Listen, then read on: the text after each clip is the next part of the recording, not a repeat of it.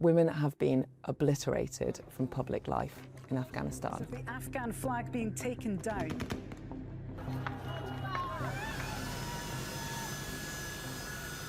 Within days of taking over Afghanistan, the Taliban were making promises to the international community that they would not discriminate against women and girls. Taliban leaders said that this time it would be different from when they ruled Afghanistan 20 years ago. The steps they want us to take, we are taking them. We have seen progress in them. They spoke about guaranteeing women's rights to healthcare, to education, to employment. And every single one of those pledges have been broken over the last 5 years. So what did the Taliban say? And what is the situation facing women and girls in Afghanistan today?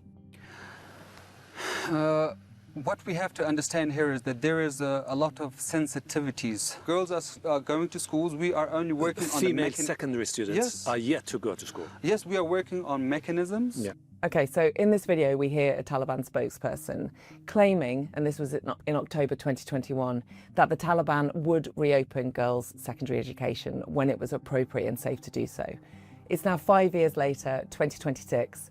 No girl has been inside a secondary school. The Taliban have never explicitly said that they are banning girls from secondary education. Instead, what they've said is that they keep delaying the opening of secondary schools until they can find a way that it is appropriate under their interpretation of Islam for women to attend educational facilities. But that conversation seems to have dropped out of the agenda. There's a lot of concern about whether women will be allowed to work.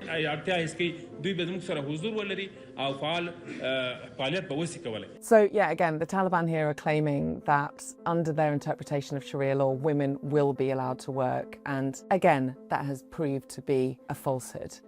There are obviously still women that work in Afghanistan, but those jobs are few and far between. And many women who trained as doctors are now reduced to trying to sell sweets on the road to try and survive instead of actually being able to go and put their skills to any use. The Taliban have said that women are no longer allowed to train as midwives. So this means that in 5 or 6 years' time, there will be no midwives who are graduating, who are able to treat women who are now, we know, dying in higher numbers as maternal mortality spikes. And we have guaranteed all the rights that have been afforded to women in Islam.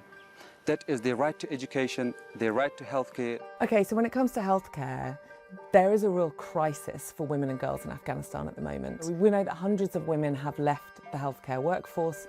Women doctors and nurses who do still work in hospitals and clinics in Afghanistan are reporting that they are being threatened and intimidated by Taliban militants who come inside the hospital, criticise their dress, ask why they're working and where their male guardians are. We know that women are dying on the roads in childbirth because they are being stopped at checkpoint. If they're not travelling with a man, they're no longer able to carry on that journey and are denied entry to hospitals when they do eventually get there. And we know that child malnutrition, which is affecting girls and girl babies, is getting to horrifying levels. So we know that the future for those children in terms of their health outcomes is dire. I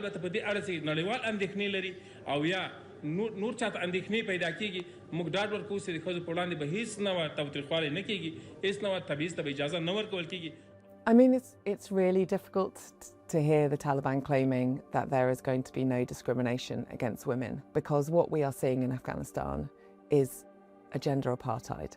Women have been stripped of nearly all of their rights. They are being sold off into marriage. They are being denied the right to work. They are being denied the right to raise their voice in public. They are completely subjugated to the male members of their family, and they have to cover themselves head to foot if they do want to leave the house. This is not standing shoulder to shoulder with men in Afghanistan. This is an obliteration of women and girls from public life.